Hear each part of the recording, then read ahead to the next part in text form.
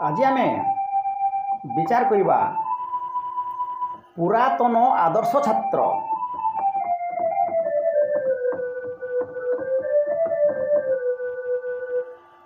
आधुनिक जुगर छात्र एवं पुरातन जुगर छात्र मध्य बहुत पार्थक्य। आधुनिक जुगरे 100 जनरे मात्र जड़े आदर्श छात्र थाई पारती नहीं बोली कही हब ना। जो छात्र माने भी रहिले पाठ पढ़ुवा पर्यंत से माने आदर्श होकर रहे। तापर से माने आदर्श छात्र छात्र हो तापर पुरातन छात्र हो। तो आग काल रे छात्र माने गुरु को केड़े सुंदर सम्मान दौले।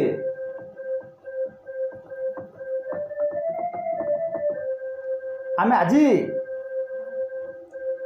गुरु को देखिले आज्ञा नमस्कार से नमस्कारटा आम कपाल करुचु ना बेकरे करुचु ना छाती रे करुचु किछि बुझा पड़ूना। आउ से नमस्कारटा आम शक्ति रे करुचु ना भक्ति रे करुचु किछि बुझा पड़ूना। शिष्य केबे गुरु को सामने साइकिल मारिकी पलैब ना। आग काल रे जो शिष्य माने थिले गुरु को सहित रहुथिले गुरुकुल आश्रम रे से माने प्रत्येक काम करुथिले। एमिति कि जो आश्रम रे माटी लिपिबा गोबर फिंगिबा फल संग्रह करिबा काठ संग्रह करिबा चाष काम करिबा एमिति कि पाख गाँ को भिक मध्य मागी जाउथिले।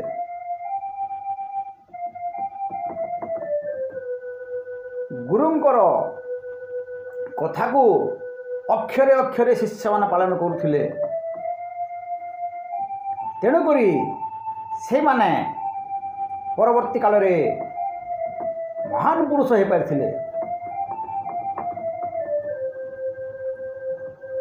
यदि देखिबा रामचंद्र पितांकर कथा को अक्षर अक्षरे पालन करिकी 14 वर्ष वनवास जाइथिले। किंतु आज किए वनवास जीव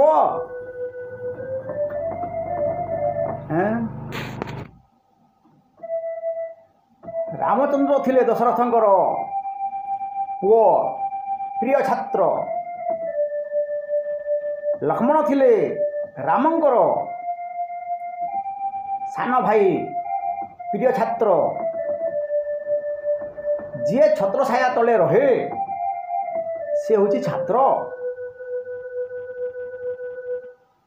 आरुणी छोटिया बालकटीए गुरुंकर आदेश रे जाइछि जमी को पानी बांधिबा पई देखला पानी पलई जाउछि। एमिति कि निजे मध्य से घाई रे सहीदेला पानी बंद हो गला किंतु ताको सन्निपात हो गला। शेष में गुरुजी आणिकी कौन कले गरम सेक देकरी तार उत्ताप को फेरे आनिले जी तार उत्ताप रहा कथा ताको सुस्थ कले। शिष्यटी जीवन पछे पलई जीव किंतु गुरुंकर कथा को अमान्य करिब नाही। उपमन्यु गुरुंकर कथा को अक्षरे अक्षरे पालन कला। एमिति कि अंध मध्य हो गला अर्कपत्र खाई कर पुणी गुरुंकर आदेश रे चक्षुष्मान मध्य हो गला चक्षु लाभ मध्य कला। ପୁଣି ଦେଖିବା ଆଦର୍ଶ ଛାତ୍ର ଏକଲବ୍ୟ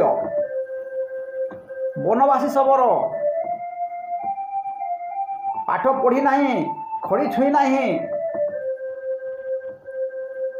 ସେ ମଧ୍ୟ ଯାଇଛି ଦ୍ରୋଣଗୁରୁଙ୍କ ପାଖରେ। ଖାଲି ହାତରେ କେମିତି ଯିବି? ତେଣୁକରି ସେ ମୃଗଟିଏ ନେଇକରି ଯାଇଛି। ହେ ଗୁରୁ, ମୋତେ ମଧ୍ୟ ଯୁଦ୍ଧ ଶିକ୍ଷା ଦିଅ। ମୁଁ ତ ବନବାସୀ, ମୁଁ ଟିକେ ଶିଖିଥାଏ, ବଣରେ ରହୁଛି, କେତେବେଳେ କାମରେ ଆସିବ। କିନ୍ତୁ ସେହି ସମୟରେ ଦୁର୍ଯ୍ୟୋଧନ ମାନେ ଦେଖ, ରାଜପୁତ୍ର, ଧନର ଗର୍ବ, ଅହଙ୍କାର, ତେଣୁକରି ସେମାନେ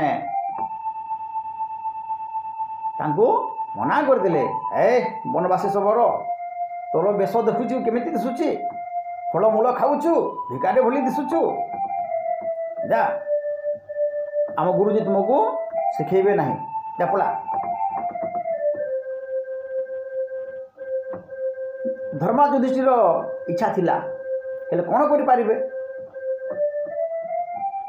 ସେ ଇଚ୍ଛା ଥିଲେ ମଧ୍ୟ କିଛି କରିପାରିଲେ ନାହିଁ। ଶବରକୁ ଗଳା ଧକ୍କା ଦେଇକରି ସେ ଜାଗାରୁ ବାହାର କରିଦେଲେ। ଶବର ପଳେଇଗଲା। ଆଉ ଦୂରରେ ଥାଇକରି ଗଛ କାଟି କାଟିକି ରାସ୍ତା ତିଆରି କଲା। ଆଉ ଦୂରରୁ ଥାଇକରି ଦ୍ରୋଣଗୁରୁଙ୍କୁ ଦେଖୁଛି। ଦ୍ରୋଣଗୁରୁଙ୍କର ନିର୍ଦ୍ଦେଶ କେମିତି ମିଳୁଛି, ହାତ କେମିତି ହଲୁଛି, ଗୋଡ଼ କେମିତି ହଲୁଛି, ଅସ୍ତ୍ର କେମିତି ଧରୁଛନ୍ତି, ପ୍ରତିରକ୍ଷା କେମିତି କରୁଛନ୍ତି, ଅସ୍ତ୍ର ଆଉ ପ୍ରତି ଅସ୍ତ୍ର କେମିତି ଚାଲେ, ସବୁ ଦେଖୁଛି। ଗୁରୁଙ୍କର ସିନା ଆଶୀର୍ବାଦ ପାଇପାରିଲା ନାହିଁ, ଏକଲବ୍ୟ ମାଟିର ଦ୍ରୋଣ କରିଦେଇଛି ଏବଂ ପୂଜା କରୁଛି। ଭକ୍ତି ନିଷ୍ଠାର ସହିତ ସେ ଯାହା ଖାଉଛି ପୂର୍ବରୁ ତାର ମାଟିର ଗୁରୁଙ୍କୁ ଦେଉଛି। ଯେତେବେଳେ ଦ୍ରୋଣଗୁରୁ ତାଙ୍କ ଶିଷ୍ୟମାନଙ୍କୁ ପଠାଇଲେ, ଯାଅ ଆଜି ହରିଣଟିଏ ମାରିକି ଆଣିବ। ଗଲେ ଦୁର୍ଯ୍ୟୋଧନ, ଦୁଃଶାସନ, କର୍ଣ୍ଣ ସମସ୍ତେ। ସେତିକିବେଳେ ତାଙ୍କର ସାକ୍ଷାତ ହୋଇଗଲା କ'ଣ? ସେଇ ଏକଲବ୍ୟ ସହିତ। ଏକଲବ୍ୟକୁ ପୁଣି ଥଟ୍ଟା ତାମସା କଲେ, ମଜାକ ଉଡ଼େଇଲେ। ଏକଲବ୍ୟ ଆଉ କ'ଣ ଛାଡ଼ିବ? ଯୁଦ୍ଧ ହେଲା, ସମସ୍ତଙ୍କୁ ମୋହଗ୍ରସ୍ତ କରିଦେଲା, ଅଚେତ କରି ଶୋଇଦେଲା। ଏହାପରେ ବିଳମ୍ବ ହେବାରୁ ଗୁରୁ ଦ୍ରୋଣ ଅର୍ଜୁନଙ୍କୁ ପଠାଇଲେ। ଅର୍ଜୁନ ପ୍ରକୃତରେ ଧର୍ମଯୁଦ୍ଧ ଲଢ଼ୁଥିଲେ। ଯାଇକି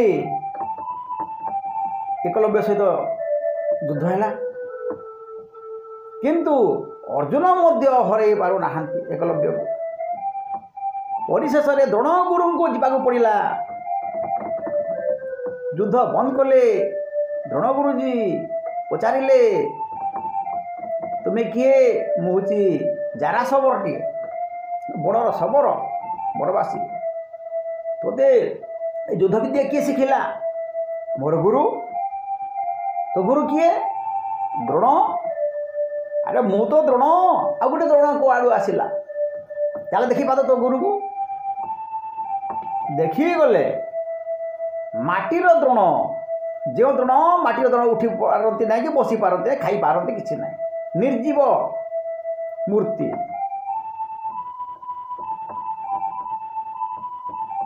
ଦେଖିଲେ, ଆଶ୍ଚର୍ଯ୍ୟ ହୋଇଗଲେ। ଏହି ମାଟି ଦ୍ରୋଣରୁ ଶିଖିଦେଲା।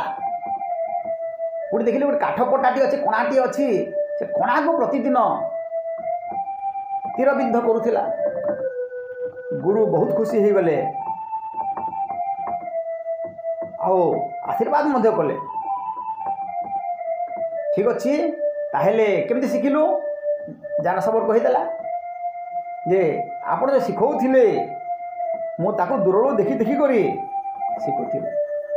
ଠିକ୍ ଅଛି, ଯଦି ମୋର ଶିଖିଛୁ ନିୟମ ଅନୁସାରେ, ମୋ ପାଖରେ ନଥିଲେ ମୋତେ ଦୂରରୁ ଦେଖିଛୁ, ତାହେଲେ ମୋତେ ଗୁରୁ ଦକ୍ଷିଣା ଦେବାକୁ ପଡ଼ିବ। ଆଉ ତାହା ସତ୍ୟ ରକ୍ଷା କରିବାକୁ ପଡ଼ିବ। ରାସବର କହୁଛି ଗୁରୁଜୀ ମୋର ମୁଣ୍ଡ କାଟିଦେଲେ ମଧ୍ୟ ଦେଇଦେବି, ମୁଣ୍ଡ ମାଗନ୍ତୁ ଦେଇଦେବି, ଗୁରୁ ଦକ୍ଷିଣା ପରା। ଦ୍ରୋଣଗୁରୁ ସତ କରେଇଦେଲେ।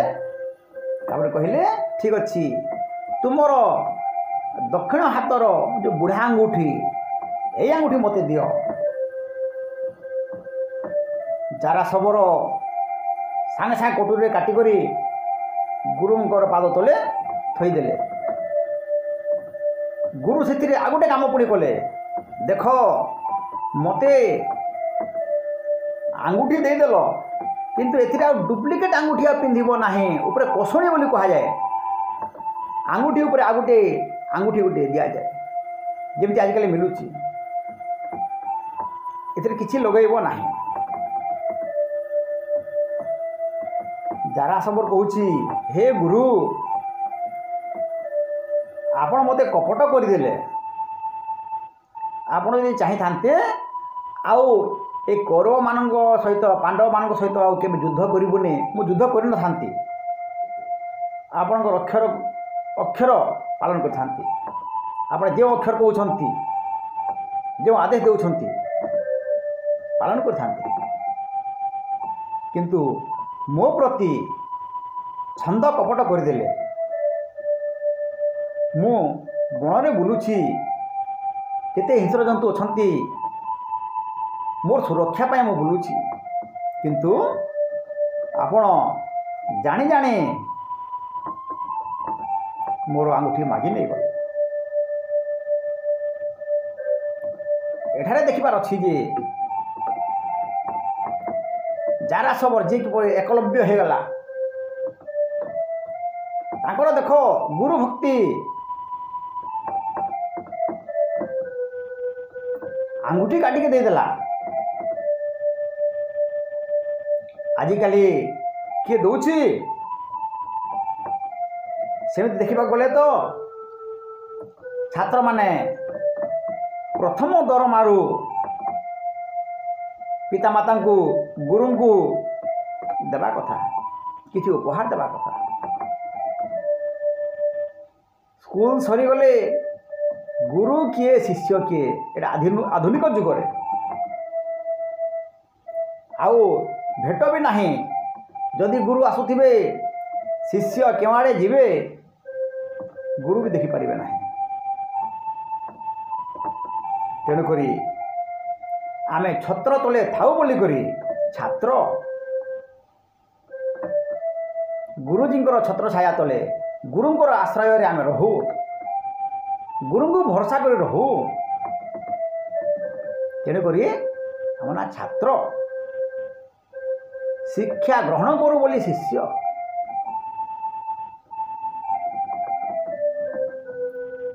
ହେ ମୋର ପ୍ରିୟ ଛାତ୍ରଛାତ୍ରୀ ବୃନ୍ଦ,